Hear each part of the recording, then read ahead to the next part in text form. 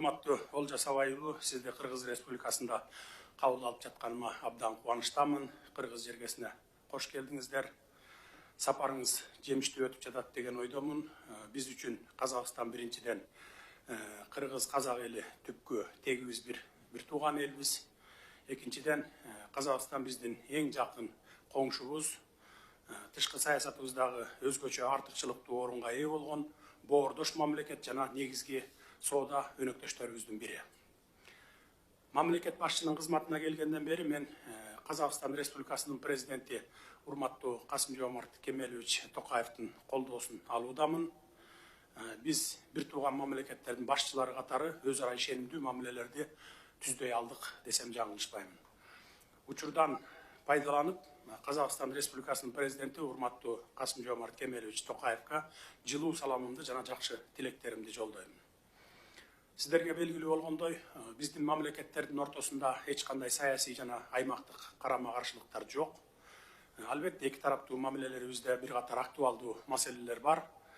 Алар өкмөттүк деңгээлде эки өлкөнүн, эки элдин кызыкчылыгын эске алуу менен туруктуу түрдө чечилип туруш керек деп эсептеймин. Бул иш үчүн Кыргыз тарабынын Акылбек Үсөнбекович жооптуу жана сиз менен биргеликте иш алып барууга дайым даяр. Азыр сиздер бул жолугушууга чейин Акылбек Үсөнбекович менен чогуу отуруп бардык маселелерди кеңирүү талкуулаганга жетиштиңер деп ишенемин. Достукту чыңда деген сөз бар. Биз да кыргыз-казак достугун чыңдайлы, бекем туралы. Кыргыз казак боорум деп мактанса, казак кыргыз бауырум деп мактанса сыймыктанамын. Ошого умтулалы. Дагы бир жолу Кыргыз жергесине кош келиңиздер. Анда сөз кезегин сизге узатайын. Урматтуу Олжас мырза, сөз сизде.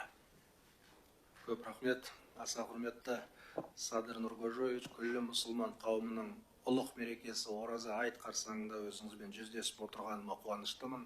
Қасиетті айда халықтарымыздың ниеттері қабыл болып, береке бірлігі арта берсін деп тілеймін. Ең алдымен Қазақстан Республикасының президенті Касым-Жомарт Кемелұлы Тоқаевтың ыстық сәлемі мен ызғы тілектерін жеткізуге рұқсат етіңіз. Қазақстанда орын алған су тасқыны салдарын жоюға көзделген бауырлық көмек көрсеткеніміз үшін ризашылығымызды білдіреміз. Қырғызстан Қазақстан үшін өңірдегі ең жақын әрі бауырлас мемлекет. Бұл ретте сіздің Қазақстанға алдағы ресми сапарыңыз екі елдің әріптестігін одан әрі нығайтуға елеулі серпін беретін сөзсіз. Қазақстан мен Қырғызстан арасындағы одақтастық қатынастарды тереңдету және кеңейту туралы шартқа қол қою сіздің сапарыңыздың маңызды қорытындысы болмақ.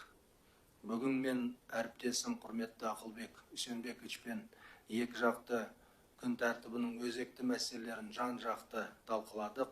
Сондай-ақ Қазақстан-Қырғыз қарым-қатынастарының перспективалық бағыттарын қарастырдық. Біздің негізгі мақсатымыз жоғары деңгейдегі уағдаластықтарды нақты іске асыру. Қазақстан үкіметі Қырғызстанмен өзара іс-қимылдың барлық бағыттары бойынша екі жақты байланыстарды серпінді дамыту үшін бар күшін салады.